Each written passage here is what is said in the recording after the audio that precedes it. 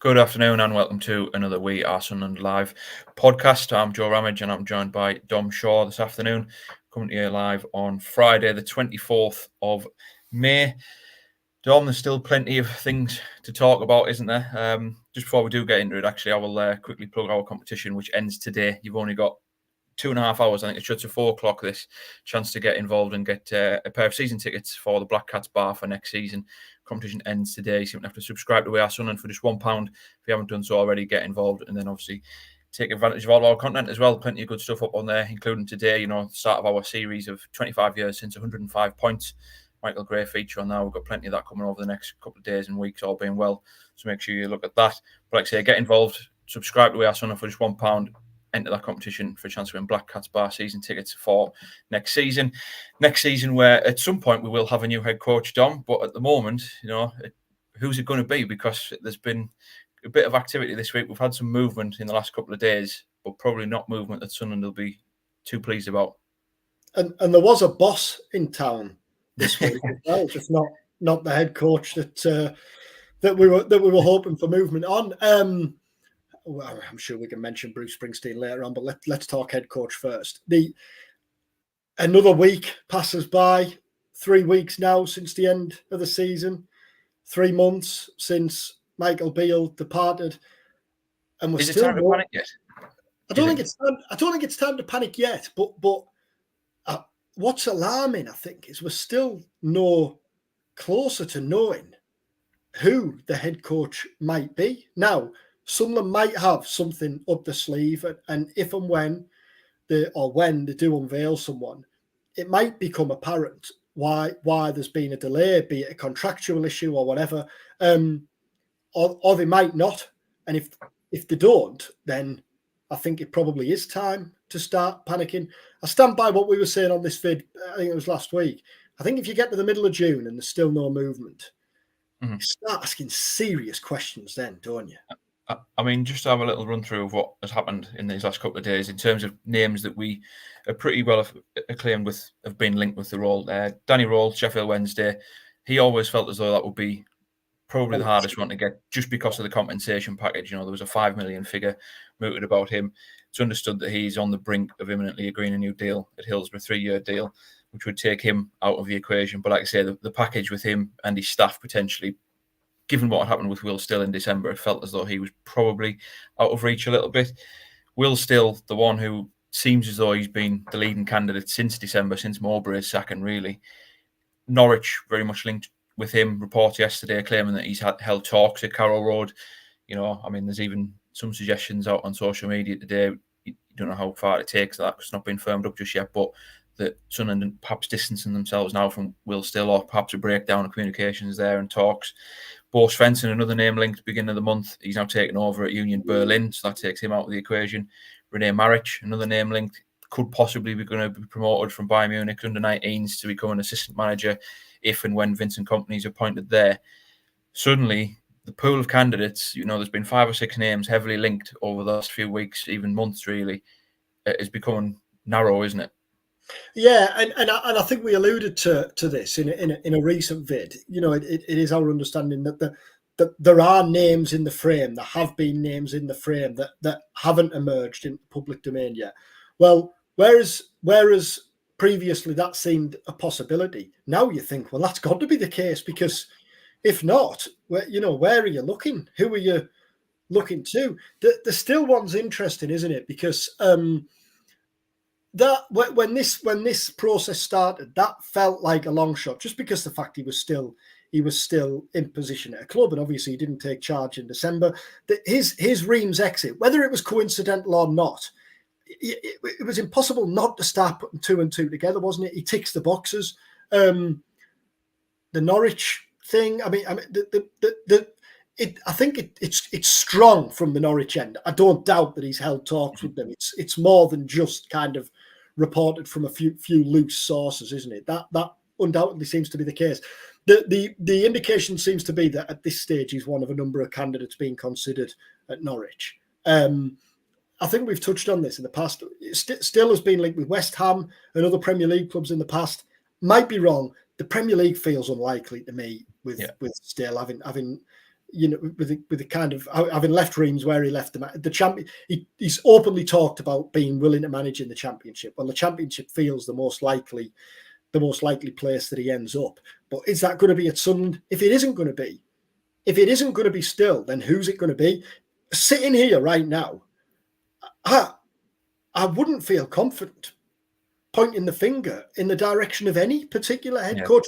Now, if Sunderland to be applauded for that, if it comes out that Sunderland have unveiled a really exciting manager and he's always been the first choice target, but for whatever reason they haven't been able to confirm anything before now, and they've managed to keep it under wraps, then fair play. If that isn't the case and they've missed out on first choice, second choice, third choice, and here we are getting towards the end of May, and there's still uncertainty as to who they want, then, as we said at the top, that's when real questions need to start being answered. I mean, the still one is the one, isn't it? Because he was clearly up there in terms of a candidate that they wanted in December. They couldn't get him. So then you're talking about going down the list of your choices, first, second, third, however, wherever Bale was.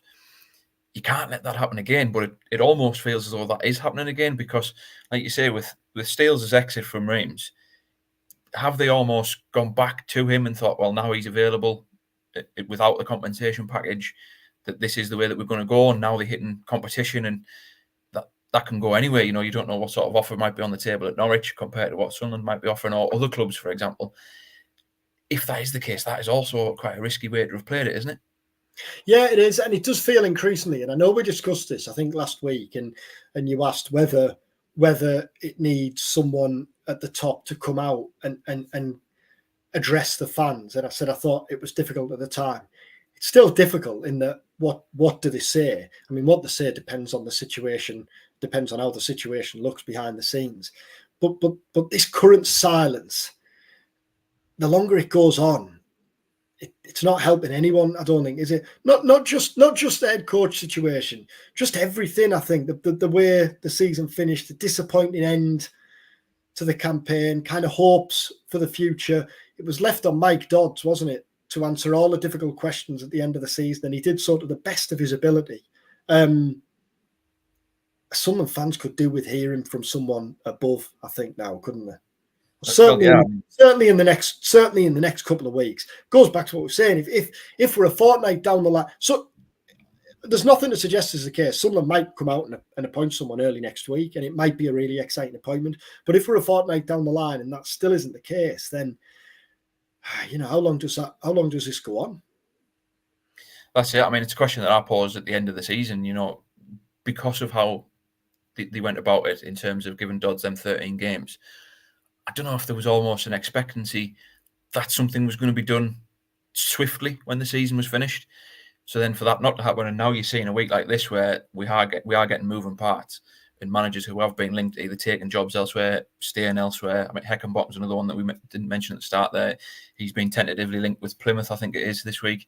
Obviously, Wayne Rooney linked there as well. But all of a sudden, the pool is just getting narrower and narrower. And like you say, fans at this point now, I asked the question to you, should it be time to worry? But you could probably understand if supporters are going to start and get worried and frustrated even more now, seeing these names going elsewhere. Because they don't know what the direction is, they don't know what the aim and the ambition is next season, and I think that taps into what we were just saying there about. I think the disappointment of last season now needs addressing. Really, now I've no doubt that it will be when the new manager's unveiled. Christian Speakman's probably going to be sat alongside the new boss, isn't he, at the Academy of Light when he speaks to the press for the first time, and I suspect in what the statement that Sunderland will put out when it's confirmed, I'm sure the disappointment of last season will be addressed. But I don't think we're there yet. But the longer this goes on, you also start to ask questions ahead of the summer transfer window, because I know the window hasn't opened yet, but there's no doubt that Sunderland will have targets in place and contact, and will have made contact. Well, if you're a player and you've got various options, for all, Sunderland have so much to offer, don't they? And it's undoubtedly hugely appealing. The one question mark is going to be, well, who's going to be my gaffer? Yeah, and that's the same with players who might be able to got or new contracts or possibly getting sold. You think of somebody like a Jack Clark as the biggest extreme there. He's at least going to want to see who the head coach is going to be before any decisions made on his future. And we've had a comment coming in from Billy here. Will the summer just drift by as supposed head coaches take other jobs? And I think that is the frustration, isn't it? Or the worry that it is just going to drift, because of how the season ended. And I know that to counterbalance it, there's the argument of what can a head coach sort of do now in this interim period between now and when players will come back off the holidays and for summer meetings and a pre-season sort of thing. But just that stability and that organisation and a bit of direction for supporters is what's needed at the moment, isn't it? Well, for me, in answer to that question, will the summer drift by? It can't. Sunderland cannot afford to let that happen. You cannot be in a position where the players are returning for pre-season and there isn't a new head coach in place. I think it's as simple as that. And another Billy comment with another comment here as well, which will bring up, it's a bad look at the club. He's trying to sell season tickets. Now, that's also an interesting point because we're just speaking about players and potential new recruits coming in. Who's the head coach going to be?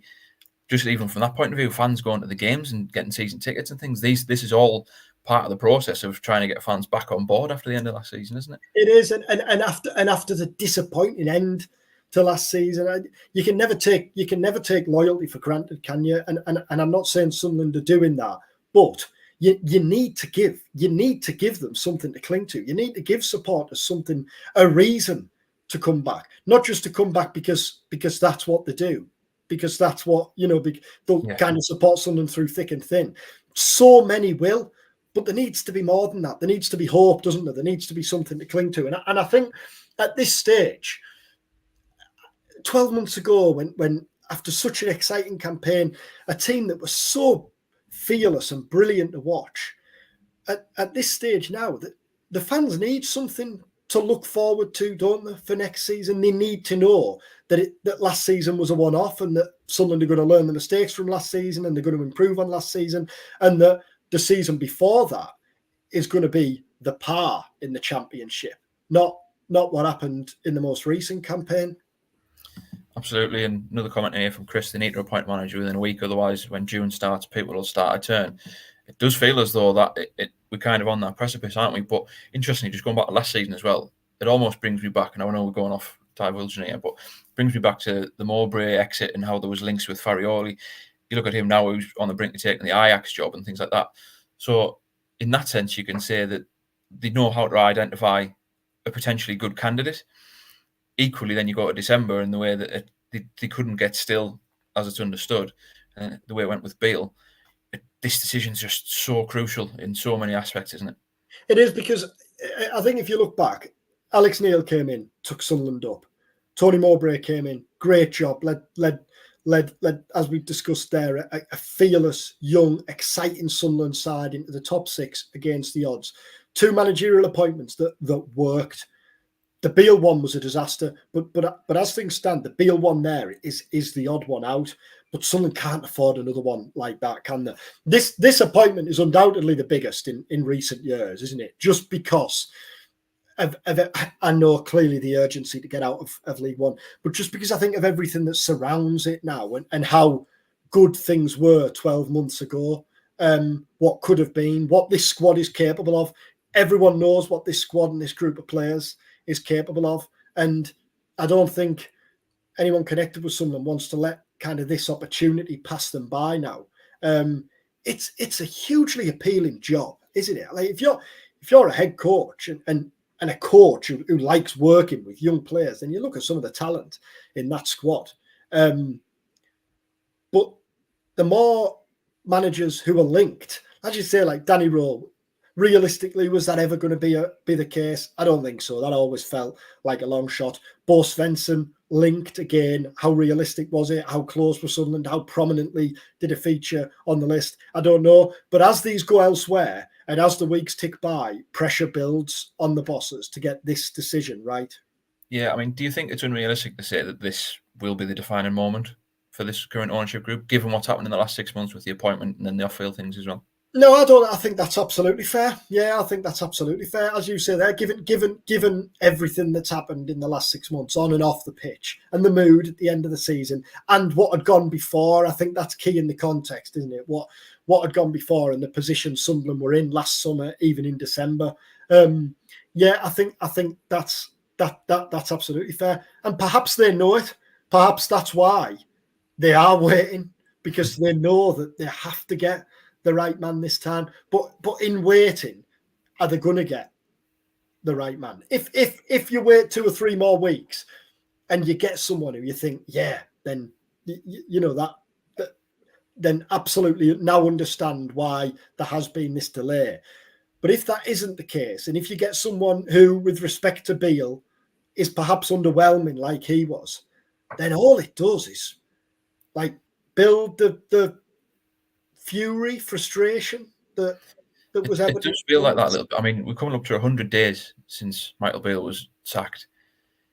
If that's just going to extend and prolong to the point where fans are probably going to realise or acknowledge that they're not at the first choice candidate now, it's pretty damning, isn't it? If you're giving yourself that amount of time to then not get the person that you absolutely want.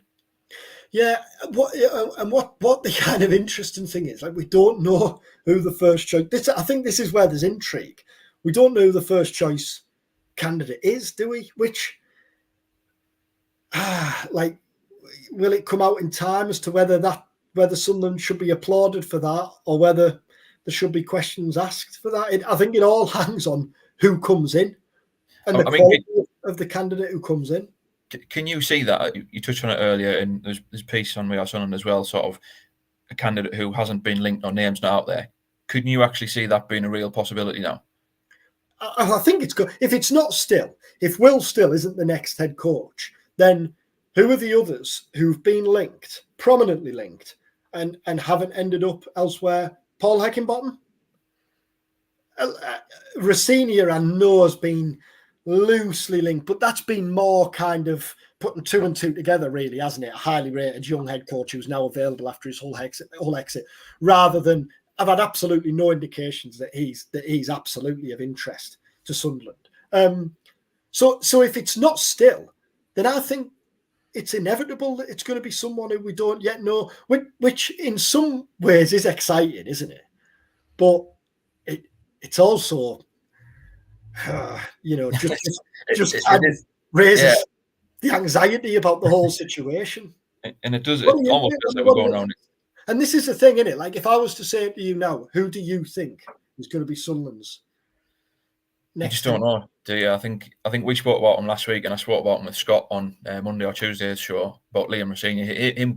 His name cropping up at this stage, particularly given where Still's at. But then again, it goes back to, if Still's your number one choice, is Rossini then would he then accept coming in knowing that he probably might not be number one just coming out of work? I don't know. It's such an interesting dynamic with someone like him. But I totally agree with what you said before. And I think his exit from Hull was a little bit, sort of the criticism that he's getting of underachieving. I don't know. It seems a little bit wide of the mark for me, given what the situation was when he went into that club, a point above the relegation zone. I think missed out on the playoffs by 3 points this year. There's been a significant improvement at Hull. Should someone like him be at this stage, if what we believed about Still and all these other candidates going elsewhere or staying elsewhere, he then almost becomes a very realistic number one candidate, doesn't he? Well, I think the thing when you touched on it there about like Rossini, for example, not knowing that he wasn't the number one candidate, I think he'd probably know that anyway, because for 3 months when Sunderland were looking for a head coach, he was in a job and there was no indication he was going to go. But regardless of that, I don't think a head coach can be thin-skinned, to be that thin-skinned to think, well, if I wasn't the first choice target, I'm not going to go there. Because I think how many managers have taken, and I'm absolutely not saying that Sunderland's job this, but I'll get to the point. How many managers have taken like impossible jobs? And when you think, why is he taking that? But it's because every manager will back himself. Well, I'm going to be the one to get it right there. I guess it's like when Chris Coleman took the job, when Sunderland were on the slide, and you look then and you think, oh God, why is he taking that at this stage? But if you're a manager, you think, if I can be the one to get it right there, if I can be the one to get everyone pulling in the same direction again, then just think of what could happen. And I think, hypothetically, Rossini would be looking at that now. Is Rossini going to get a job in the Premier League? I don't think so. So you'd probably be looking at Championship, top-end Championship. So Sunderland are as appealing as most, if not all, Championship clubs, aren't they? When you think of everything take everything into account, and I think someone like Rossini would back himself to think, I'm going to get Sunderland back where they belong. This is a real opportunity for me with a young, exciting squad. I can mould the squad to play like in kind of his image. But is he a target? And if he is a target, then who was the first choice in January, February? Well, it wasn't Will Still, because at that stage we know it wasn't, and he was still in a job. Did they have a first choice target then, or were they just waiting until the summer to see kind of how the picture changes and how the jigsaw changes and which managers were going to become available? I think we'll only get those answers when a head coach is appointed, and then it'll be possible to put two and two together. Yeah, now we know why they've waited, or how have they ended up with this fella? Yeah, it does. It's crucial, isn't it? I mean, just touching on, you mentioned Chris Coleman there.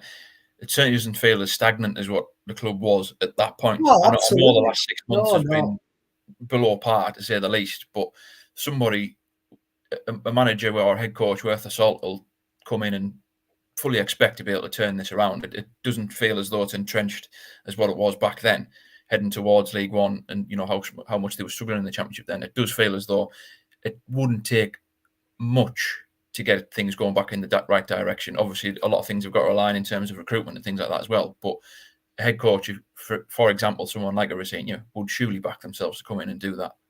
Well, I mean, I look at Sunderland's squad.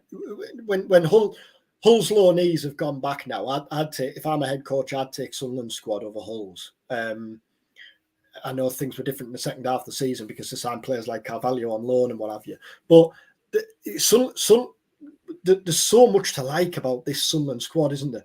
You need a centre forward. If you're a manager in talks with him, the first thing you want to know is who am I getting to lead the line next season, don't you? Who's going to be my number 9? But we've talked about this, haven't we, at length over recent months. When you go through the squad, there's so many players who have the potential to be Premier League players in the future. Try Hume, Dan Ballard, Dan Neil, Pierre Eckwood, Jobe Bellingham, Jack Clark. So if you're a manager, you're thinking, well, rather than these players go on and play in the Premier League in the future, I can be the one to take this team up together and build from there. I could understand why a manager wouldn't have wanted to take the job with like 3 weeks left of the season, because at that stage it did feel like the rot had set in that campaign in isolation. And if I'm a manager, you probably want to draw a line under it. But equally, if you're a head coach, you truly want to be in the middle of June rather than the middle of July when you're already playing catch up. Yeah, I mean, to play devil's advocate, do you think those conversations are then, with a new head coach not being in place already, that could be more concern or more reason for concern, that, you know, they might not be getting assurances on who a striker is going to be, who a holding midfielder is going to be, who the staff they can bring in might be. You know, we know Will Still had certainly a decent sized staff that he was supposedly wanting to bring, certainly his brother coming in as assistant and things like that. But do you think the fact that we haven't got a head coach appointment already could lend itself to those conversations not being the way that any candidate wants? Well, that might be part of the hold-up, mightn't it? For all we know, there might be talks with a candidate that hinge on him wanting X and the club saying we can only give you Y, or trying to meet in the middle. Because of the way Sunderland's model works, like we all know that whoever comes in as a manager isn't going to slap down a list of targets and say this is who I want in the transfer window. But what you do need is you need to know that the head coach is on the same page as the recruitment team, don't you? And if not are picking the same players, want the same type of players. Whoever comes in this summer, whoever it is, clearly is going to say, "Wow, we need a number 9," because that's been obvious for how long now. But who that number 9 is, you know, that's what's up for debate. I think the other thing is, just on that as well, you've got Mike Dodds there, who's clearly going to be in these conversations, and Dodds has made it clear, hasn't he, that he's been in transfer negotiations, and he's put it to them that I think we need a bit more nous. Not necessarily a 30-year-old, but someone who's played a couple of 100 championship games. Might need someone in midfield. We need to bolster the forward line, although Dodds has talked at length, hasn't he, about that. Might not necessarily be a number 9 as such. But Dodds is going to be in those conversations. But then there are so many more uncertainties around. Yeah, we know Dodds. in all likelihood, is going to be part of the coaching team. But what about the coaches who worked under Dodds? Are they going to be part of the new look squad? They're the great unknowns that we keep going back to. What it feels like is when a head coach is in place, everything else around him is going to have to happen and be confirmed quickly, doesn't it? It doesn't feel like it can be a bit by bit over the course of weeks and months. It feels like it's going to have to be the full package coming all at once. Yeah, and I think because that you can understand then why sort of faith will be dwindling a little bit. I guess just to draw a line under this, given the events of this week before we move on to the 21s, I'll ask this question for as long as it's going to take until we get a head coach. How long do you see this running out for from now? Again, with the developments this week, potentially as many as 4 candidates could possibly be off the radar. Well, the suggestion this week seemed to be that there's nothing imminent, but then like that can change. That can change overnight, can't it? I'd probably be more surprised if we were sat here next week talking about the fact the manager had been appointed, a head coach had been appointed, than if we weren't. I hope I'm wrong. I don't think we'll get anything in the next week. But then surely it has to come in the week or two that follows that. What are you? I asked this to Scott as well on Tuesday. I think just the change in the month in terms of deals going through. I think I referenced Arnie Slot at Liverpool. They confirmed him and said he'll take his duties from the 1st of June. That appears to be sort of line in the sand moment from the previous season heading into the next season. I think if you're getting to that point and it's somebody who's out of work, whether it was a Still who might have had sort of contractual obligations, garden leave, anything like that you want to talk about, I think if we get to the 1st of June and there's still sort of no update or no imminent appointment, I asked the question right at the start of the show, is that then time to start worrying? I think you're very much creeping towards that territory then. Oh, 100%. And I think so. We don't know if Still is a genuine contender now, a genuine candidate. But if he was to go to Norwich on the back of the Svensson stuff, on the back of the Rohl stuff, if the marriage stuff was to be confirmed, that'd leave Paul Heckingbottom as the only kind of linked candidate. And again, we know Heckingbottom's been admired in the past. We know he was discussed very early in the process. We don't know any more than that. We don't know if he remains a kind of live candidate. But if those things happen, then that would leave Heckingbottom, providing he didn't get the Plymouth job, which looks to be going to Wayne Rooney, which is a surprise development. If he didn't get the Plymouth job, then that'd leave Heckingbottom. I think at that stage then, if not panic, undoubtedly it'd be time to worry, wouldn't it?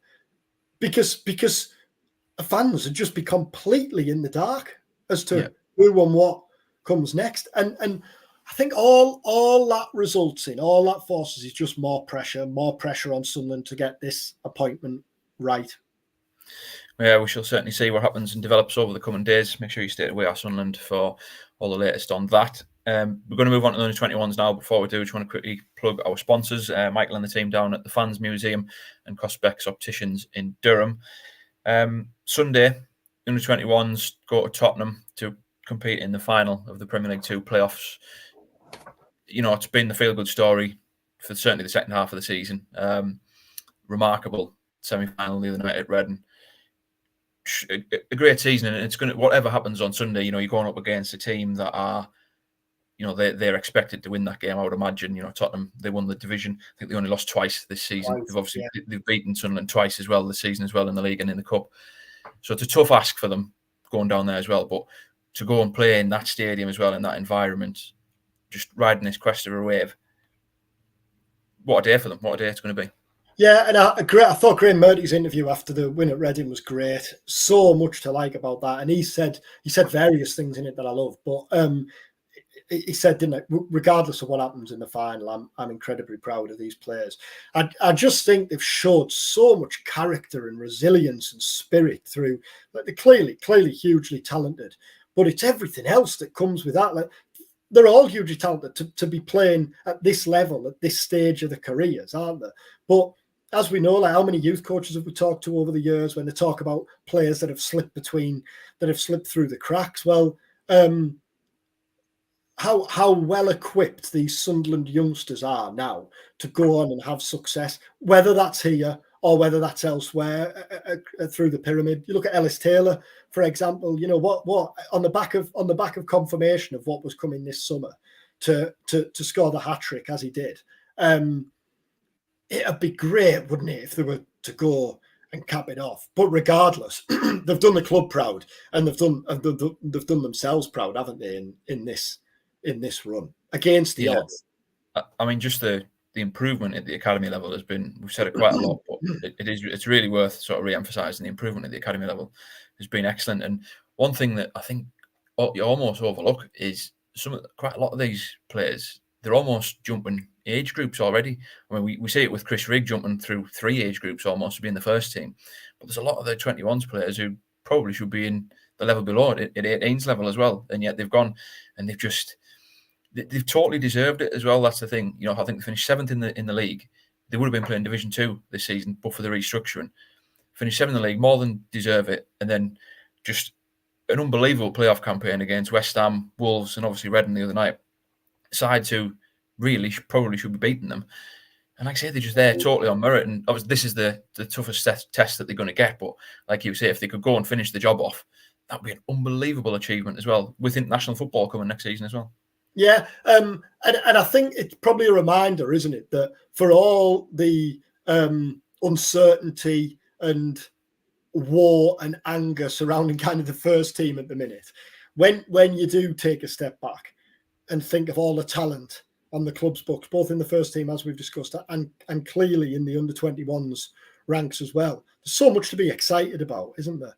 Which is why it makes, going back to this, why it makes the head coach appointment so crucial, because you need to take advantage of this, don't you? I mean, hellfire to think you could have Jobe Bellingham in the side if you fancied it on Sunday. When you look at the age groups, I think we take for granted, don't we? Now, how many times have we talked about this? Seeing the likes of Chris Rigg and Jobe and Tommy Watson and Harrison Jones, who's been involved, and others who've had the chances. Credit to all involved at the club. And what they've produced is like clearly not just a crop of very talented footballers, but of rounded young blokes as well, who've got the resilience and the character needed to succeed in the game. Wish them the best of luck for Sunday. It'd be amazing if they pulled it off. But as Murty said, regardless, they've absolutely done themselves and the club proud. I mean, how do you see it playing out? Like, say, Spurs, obviously, the dominant force there. Will Lancashire up front. I think he scored 18 and 19 this season, 3 and 3 in the playoffs. I think he's a name that's actually been linked with Middlesbrough this summer at one point. Stopping someone like him is going to be tough, isn't it? But again, what a challenge for them. I think I'm right in saying they paid a couple of £1 million for him from Sheffield a couple of years ago, which probably an indication of what you're up against. It feels like I hate the term free hit because there's no such thing in competitive sport, is there? But I think there's no pressure on Sunderland. There's no expectation really on Sunderland, and they'll go there, if not feeling invincible, but certainly feel like we can absolutely roll with the punches. It's clearly going to be a big ask, but I absolutely expect Sunderland to be competitive there. It'd just be amazing if they pulled it off. But like you said there, the European football or international competition coming to your side again next season. The positives, so many positives to come from the season. So many players who've taken huge forward steps. It'd just put the icing on the cake, wouldn't it? With that as well, with the international football next year and the way this season's gone, do you expect some of them to head out on loan next season, or do you think because of that in-house there'll be an incentive almost to stay and continue developing in the club's ranks rather than going out to a non-league club or lower football league? It's that balance, isn't it? We've talked about this. I think some of them will, because although there's international football, European international football to be played next season, that still doesn't rival regular League One, League Two, National League football and all that comes with that, is there? So I think that there will be a few players in there who would undoubtedly benefit from going and playing regularly week in, week out, senior men's football. But equally, if some players are going to be regularly getting the opportunity to train with the first team, are going to dip the toes in and out of the first team squad. Again, this goes back to the head coach. You want the head coaching so he can have a look and see what he thinks of these young players. Then I think there'll clearly be a balance. It'll probably be a horses for courses, I think, won't it, on which players are best equipped and which players would most benefit from which environment next season. Absolutely. You've probably seen more. You've probably seen more of him in recent weeks, months. Is there anyone you think in this under-21s team who can break through to become first team, not regulars, but like part of the furniture in the first team squads next season? It's an interesting question, and it's one that clearly I think those at the club will be asking themselves, given just the policy and the way that they do things, because you almost wonder what's the point of recruiting a 16, 17, 18-year-old if there's one there who can potentially come through. Obviously, Tommy Watson's the one he'll be the one at the forefront of most people's minds, and you can just see. I think one thing I noticed last week in that Reading semi-final, him and Bainbridge at left back, when fatigue started kicking in across everybody, in extra time, them two sort of got another gear. They found more energy and they started bombing forward down that left. Sort of really exciting partnership there. But the comparisons are so easy to make with Jack Clarke. It's almost lazy to do it, but you can see it just the way he carries the ball. It's very, very similar, and he has those attributes. I think he could be one who would benefit from going and seeing what he's like in the Football League or in non-league, just to really go up in senior football week in, week out.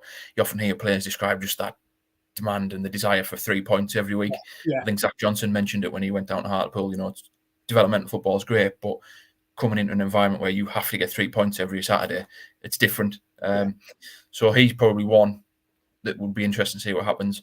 But there's a few I quite like, little Caden Kelly as well. I think he's very tidy on the ball. Ogensui took his goal really well the other night as well. He's very raw, young player, but again, you can see traits in there that could be a benefit. Is it too soon for him? Possibly. Bainbridge, I mentioned, I think given Sunderland's left-back crisis earlier in the season, when you see him play, you almost wonder how close he was to being in consideration for just getting a look in, even on the bench and things like that. Given the form of sort of Leo Hjelde, flattered to deceive a little bit, didn't he?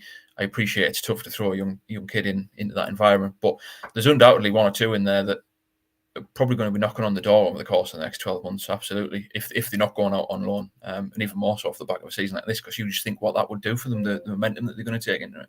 I think with Watson there, you discussed if and obviously it's quiet on that front for now, but it will be, won't it? I suspect the talk will soon ramp up.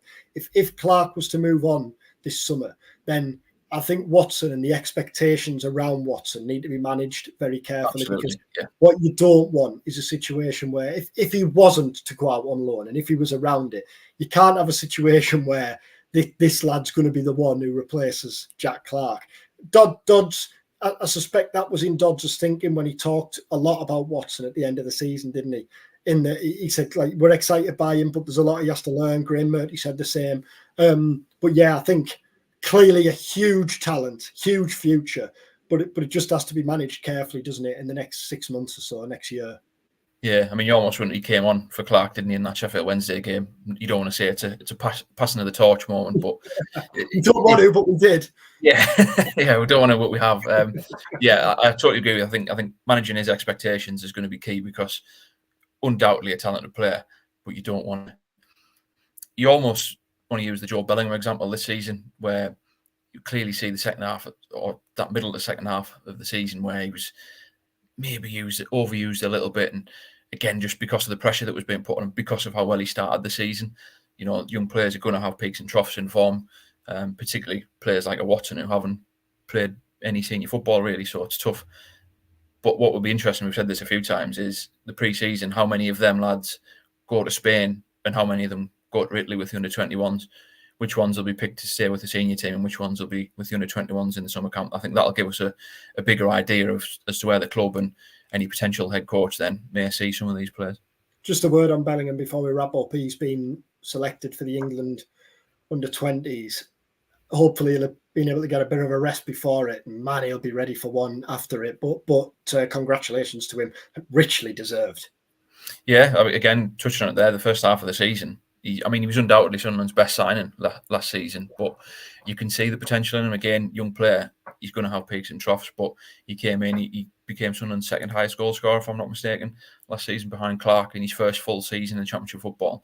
He's only going to get better. You can see that. Look, there's frustrations there, and that's just because of the demand that's getting put on him unfairly in some circumstances. He's probably only going to get better, and he's going to be one. You saw that from that interview last week, didn't you? Where you can tell that he's already almost chomping at the bit to go again next season. And this exposure with England, you look Chris Rigg as well. I think he'll be expected to be involved today against Portugal. I think the under-17s in their European Championships. Two players like that. We talk about the frustration and the negativity that's been around the second half of the season, but realistically, when you scratch beneath the surface and you have players like that, it's really good to have players like that. It's not a bad thing to have players that are clearly talented and being picked up by the countries and representing the country and things like that. So, yeah, excited to see what he'd do next season. Him and Rigg are probably the two that you're looking forward to next season to see how much they can both kick on in the Championship. It's funny, isn't it? Because when we do sit down with the new head coach, clearly there's going to be a lot to discuss, and he'll undoubtedly be asked about centre forwards. But I think one of the most intriguing things will be kind of what plans are for Chris Rigg, what role he sees Rigg playing next season, but also Bellingham. What does he see him as? Is he a midfielder? Is he a 10? Is he a 9? As Dodds alluded to, Dodds says he thinks he could be, or will he have another season of playing various roles like he has this year? Clearly, it's not going to be at the top of the wish list or top of the hit list when the new head coach comes in, but it's certainly going to be interesting to see how that plays out. Yeah, and it's a key thing for him as well, because you did sense that. We spoke about it in team news, and also every week you sort of didn't really know where he was playing. One week he was playing through the middle up front, then he was dropping down into centre midfield, playing as a 10. It was almost too much for him, or feels as though it was almost too much for him at such a young age. He probably, he said after the Cardiff game, didn't he? He's not quite sure where his position's at yet, but that's up to the coaches. I think that's a great mentality to have, to be honest. Yeah, I'll do a job wherever you want us to, but if you're going to tell me where my position is, then we'll go from there. I think, I don't know about you, where would you say his best position has been from what you've seen this season? I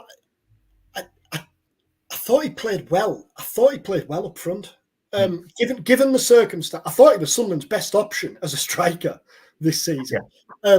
But I'm not. But I don't think that's his. But I don't think that's his position moving forward.